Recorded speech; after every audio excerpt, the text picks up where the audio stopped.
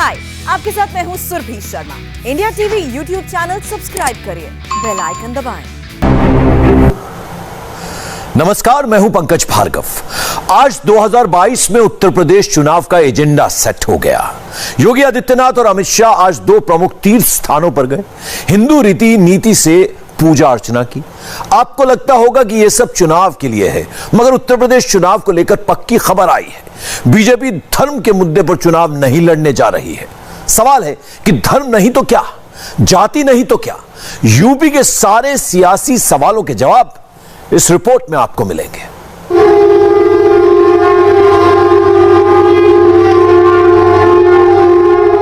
विंध्याचल का माता विंध्यवासिनी मंदिर, पूर्वांचल का काशी विश्वनाथ मंदिर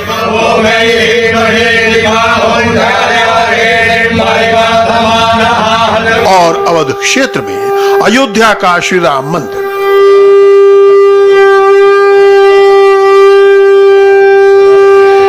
यूपी के मुख्यमंत्री योगी आदित्यनाथ और मोदी सरकार के गृह मंत्री अमित शाह ने हिंदू आस्था के इन तीन प्रमुख केंद्रों से 2022 का शंखनाद किया। विंध्याचल शक्ति का प्रसिद्ध पीठ है।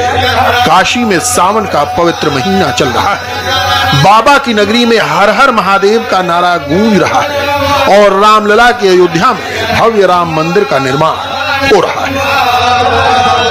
विंध्याचल में विंध्यधाम कॉरिडोर का शिलान्यास हुआ तो हिंदुओं की एक बहुत पुरानी मांग पूरी हुई। भारत माता की, भारत माता की, भारत माता की। गंगा किनारे विंध्य पर्वत पर काली खोह मंदिर और अष्टभुजा मंदिर दो अन्य प्रमुख तीर्थ स्थल हैं। वहां तक पहुंचने के लिए योगी सरकार ने रोपवे बनवाया है।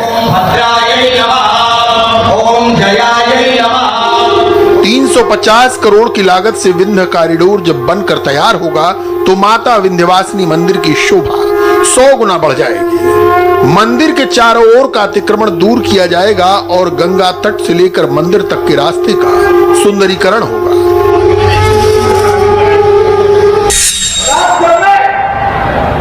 आशीर्वाद दे दिया मोदी जी ने, राम जन्मभूमि ट्रस्ट न्यास की स्थापना की और कुछ ही समय में देखते देखते देखते आकाश को छूने वाला रामलला का भव्य मंदिर अयोध्या में बनने की शुरुआत। आज मां विंध्यवासिनी का भव्य कॉरिडोर का भी भूमि पूजन हुआ है और रोपवे का लोकार्पण भी आज हुआ। अब किसी श्रवण को अपने बूढ़े माँ बाप को लाना है तो कावड़ की जरूरत नहीं है, रोप में बिठाकर त्रिकोण परिक्रमा पूरी करा सकता है। और ये व्यवस्था है। मैं पूछना चाहता हूं प्रशासन से, भाई क्यों राम मंदिर नहीं बना, जरा बताओ। क्यों ब्रज के विकास के लिए बहुत नहीं बना?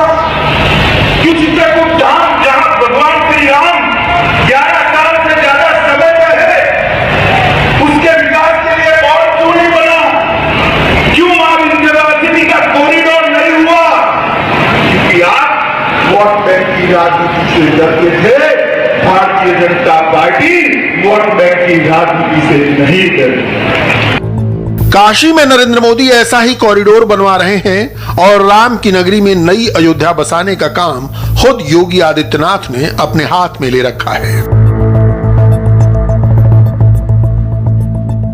उत्तर प्रदेश ने धर्म, अर्थ, काम और मोक्ष इन चारों क्षेत्रों में प्रदेश की 24 करोड़ जनता के लिए वह सब कुछ करने का प्रयास किया है जिसे आजादी के तत्काल बाद होना चाहिए था, लेकिन पिछली सरकारों के पास फुर्सत नहीं थी।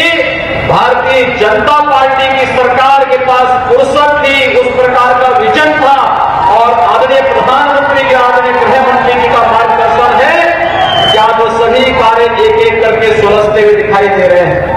आज काशी में कार्य हो रहा है। आज अयोध्या एक नए सिरे से आगे बढ़ रही है। आज चित्रकूट धाम, आज श्रृंगेरी धाम, आज नेमिष धाम, आज सुखतीर्थ, इन सभी क्षेत्रों में पर्यटन विकास की नई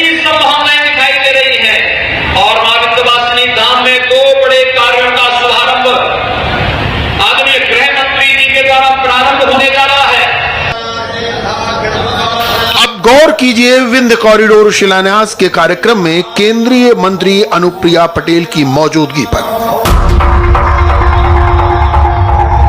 मिर्जापुर की सांसद और मोदी सरकार की मंत्री अनुप्रिया पटेल के साथ होने से विंध्याचल और पूर्वांचल का चुनावी तराजू कैसे बीजेपी के पक्ष में झुक जाता है। नंबर और डेटा के साथ हम सब समझाएंगे, उससे पहले यूपी चुनाव की बड़ी तस्वीर देख लेते हैं। धर्म कर्म के तराजू पर तौलेंगे तो योगी आदित्यनाथ सब पर 21 साबित होंगे, लेकिन यूपी की पक्की खबर यह है कि योगी धर्म के मुद्दे पर चुनाव नहीं लड़ने जा रहे। उत्तर प्रदेश में शंखनाद के साथ ही बीजेपी ने 22 के इलेक्शन का एजेंडा क्लियर कर दिया है।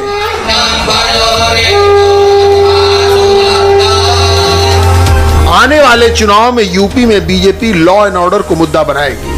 22 में सुशासन को शोकेस किया जाएगा। योगी की सख्त इमेज और गुंडाराज पर एक्शन को हाईलाइट किया जाएगा और इसी मुद्दे पर वोट मांगे जाएंगे। हम सब जानते हैं कि 2017 के पहले उत्तर प्रदेश की स्थिति क्या थी। उत्तर प्रदेश दंगों का प्रदेश माना जाता था। उत्तर प्रदेश में कानून की व्यवस्था बदहाल थी। उत्तर प्रदेश में आधी से अधिक जगह उत्तर प्रदेश पुलिस बल की खाली पड़ी हुई थी और माफिया राज इस कदर हावी था कि जिस भूमि पर हम इंस्टीट्यूट ऑफ फॉरेंसिक साइंसेज की स्थापना कर रहे हैं, 142 एकड़ की इस भूमि पर लखनऊ के एक माफिया ने कब्जा करके वो प्लॉटिंग कराने जा रहा था। और जब मेरे संज्ञान में बात आई तो मैंने स्वयं इस बारे में इसका संज्ञान लेकर के कहा था कि भाई इसका कोर्ट में पैरवी करके पुलिस इसमें स्वयं पार्टी बने। जैसे ही उत्तर प्रदेश पुलिस इसमें पार्टी बनी, वो माफिया स्वयं उससे हट गया और 142 एकड़ भूमि आज उत्तर प्रदेश शासन को प्राप्त हुई। उत्तर प्रदेश के पुलिस थानों में ऐसी तस्वीरें अब आम हो गई हैं। माफिया, मवाली, गुंडे, लुटेरे खुद थाने आकर सरेंडर करने लगे हैं। यूपी के बड़े गैंगस्टर जेल में हैं और योगी के बुलडोजर ने काली कमाई के उनके अड्डों को ध्वस्त कर दिया है। यूपी में कानून का राज चलता है, ये बात गृहमंत्री अमित शाह भी कहते हैं। 6 साल तक उत्तर प्रदेश में भारतीय जनता पार्टी के संगठन के लिए मैंने बहुत भ्रमण किया है। जिले जिले में गया हूं, तहसील तहसील में गया हूं, असेंबली सीटों का भी दौरा किया है। और इसलिए पहले का उत्तर प्रदेश मुझे ठीक तरह से याद है। 2017 में भारतीय जनता पार्टी ने एक वादा किया था कि हम उत्तर प्रदेश को कानून और व्यवस्था की दृष्टि से ठीक बनाएंगे, उत्तर प्रदेश को विकसित प्रदेश बनाएंगे। और आज जब मैं 2021 में यहां पर खड़ा हूं तो मैं गर्व के साथ कह सकता हूं कि योगी आदित्यनाथ और उनकी टीम ने उत्तर प्रदेश के कानून और व्यवस्था को देश में सबसे आगे ले जाने का काम किया। विंध्यवासिनी मंदिर, काशी का विश्वनाथ मंदिर और अयोध्या का श्री राम मंदिर, विंध्याचल, पूर्वांचल और अवध क्षेत्र में 2017 में बीजेपी ने बम्पर जीत हासिल की थी। 2022 में यहां उससे भी बड़ी चुनावी जीत की रणनीति तैयार की गई है। अब इसका गणित समझते हैं। पूर्वांचल में 26 जिले हैं। इन जिलों में विधानसभा की 156 सीटें आती हैं। 2017 में बीजेपी ने यहां अकेले 106 सीटें जीती थी। 2022 में ये नंबर कहां जाएगा? बीजेपी की नजर पूर्वांचल के ओबीसी वोट पर है, इसीलिए विंध्याचल के प्रोग्राम में अनुप्रिया पटेल मौजूद रहीं और उन्होंने योगी के साथ भूमि पूजन भी किया। अनुप्रिया पटेल की पार्टी अपना दल ने 2017 में बीजेपी के साथ मिलकर पूर्वांचल में 8 सीटें जीती थी। उस चुनाव में ओम प्रकाश राजभर की सुहेल देव समाज पार्टी के 4 विधायक चुने गए। सुहेल देव समाज पार्टी अब बीजेपी के साथ नहीं है, लेकिन बीजेपी राजभर वोट के लिए निश्चिंत है। पूर्वांचल में गैर यादव ओबीसी वोटों का दबदबा है। यहाँ के कई जिलों में कुर्मी वोट 12% तक है। यूपी में अनुप्रिया पटेल फिलहाल कुर्मी समाज की सबसे बड़ी लीडर है। पूर्वांचल के 16 जिलों में निषाद वोट 17% तक है। पूर्वांचल की कम से कम 25 सीटों पर निषाद वोट जीत और हार तय करते हैं। संजय निषाद की पार्टी को बीजेपी ने सेट कर लिया है।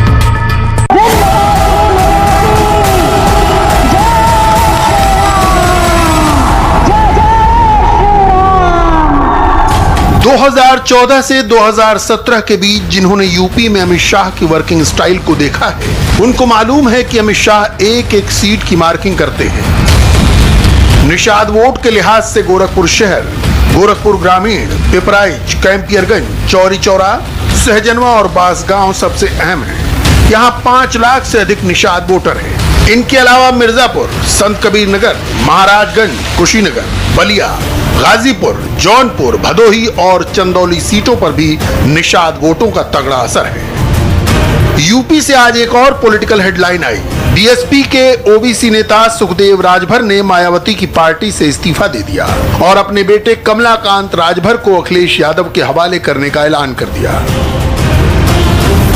सुखदेव राजभर यूपी विधानसभा के स्पीकर रहे हैं और राजभर समाज में बड़े नेता माने जाते हैं। पूर्वांचल के कई जिलों में राजभर वोट 18% तक है। लेकिन क्या सुखदेव राजभर ही इस वोट बैंक के अकेले दावेदार हैं? ओम प्रकाश राजभर, अनिल राजभर, भीम राजभर और सुखदेव राजभर यूपी में राजभर समुदाय के ये 4 बड़े नेता हैं। ओपी राजभर ओवैसी के साथ मोर्चा बनाने निकले हैं।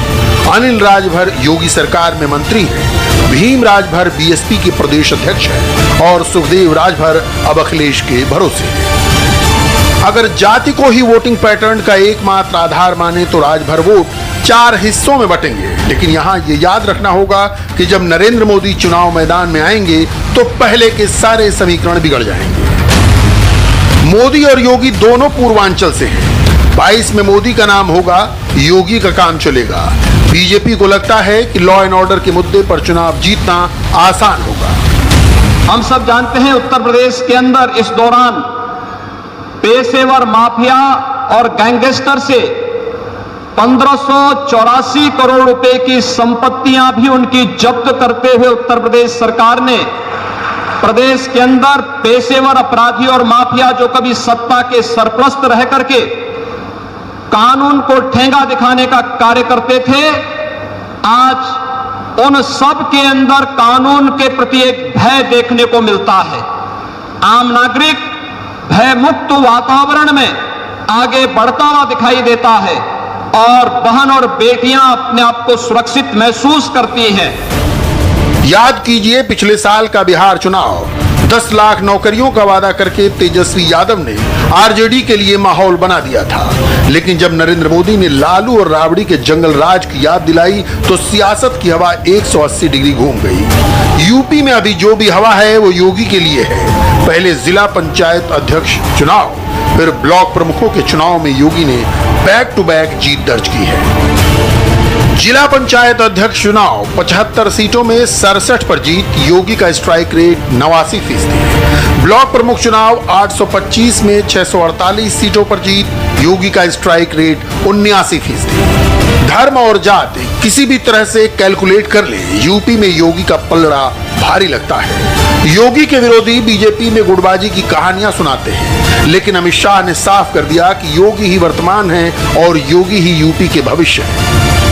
जो प्रगति हुई मोदी जी के नेतृत्व में, भारतीय जनता पार्टी की सरकारें जिस प्रकार से संवेदना के साथ जनहित का कार्य कर रही है, उत्तर प्रदेश उसमें सबसे आगे है। मैं मानता हूं कि इसी परिवर्तन के लिए उत्तर प्रदेश की महान जनता ने 300 से ज्यादा सीटें देकर भारतीय जनता पार्टी को यहां पर शासन करने का मौका दिया। चुनाव आने के बाद एक्टिव होने वाले राजनीतिक नेताओं की संख्या सबसे ज्यादा उत्तर प्रदेश में। बाढ़ आती है तो दिखाई नहीं पड़ते, कोरोना आता है तो दिखाई नहीं पड़ते। जब किसानों का अनाज आप खरीद नहीं रहे थे, किसान भूख से मर रहा था, दिखाई नहीं पड़ते। किसानों के ऋण माफ करने थे, आप मौज मस्ती में व्यस्त थे। उत्तर प्रदेश के अंदर माताएं चूल्हा फूंककर अंधापे को इनवाइट करती थी, आमंत्रित करती थी, आपको गैस देने की सूझ नहीं आई, और चुनाव आते हैं तब नए कपड़े पहनकर आ जाते हैं। मित्रों, मैं सभी को कहना चाहता हूं, मैं उत्तर प्रदेश के चप्पे चप्पे में घुमा हूं। 2013 से 2019 तक उत्तर प्रदेश का मैंने दौरा किया है। मैं उत्तर प्रदेश की जनता को जानता हूं। हमने जो 2017 में वादे किए थे, सारे के सारे वादे पूरे कर उत्तर प्रदेश की जनता का आशीर्वाद लेने के लिए हम आए।